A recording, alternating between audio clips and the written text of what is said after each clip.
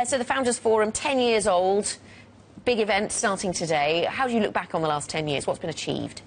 I think it's a time to reflect. We've been lucky enough to have a ringside seat on some of the most extraordinary stories to have emerged, some of the great startups to have been born, and increasingly I think we've seen a lot coming out of Europe, whether it's Skype or Spotify or Shazam, obviously with my co-founder and partner Brent Hoodman with lastminute.com, which is where it all began really.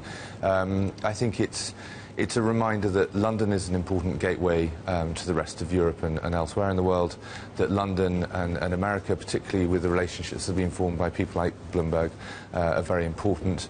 And we continue to encourage startups to get going and to employ people and to build disruptive businesses and to foster good relationships with corporates, which is one of the important trends that we're seeing happen. What's the relationship between London and the rest of Europe from a tech perspective?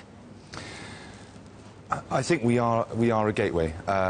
We are an important capital market. We're an important cultural centre. We have an enormous number of entrepreneurs and startups building businesses in London, and London is a gateway. It's a very important one, and I think our relationship is not particularly political. We encourage people to be as international and multicultural as possible, I think, as a city, and therefore London is a great place to build a business. Jonnie, you mentioned that you've got corporates getting involved.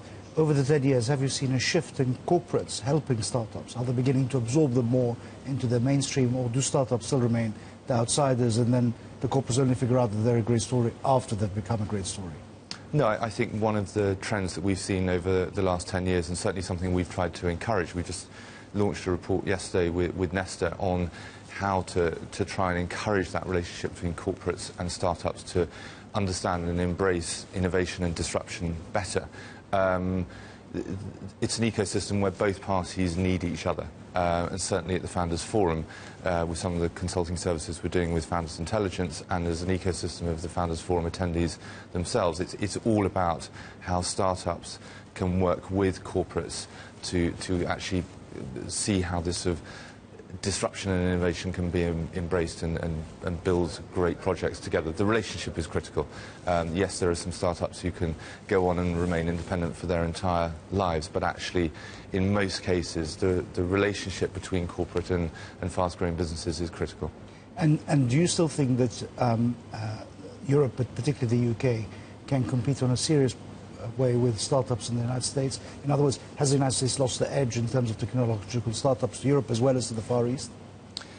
I don't think the US has lost their edge at all, and the West Coast remains a hub and an epicenter for the emergence of some of the greatest technology companies in the world. There are 3 times as many billion-dollar technology, internet-related companies that have come out of the States as there have been out of Europe over the last 10 years.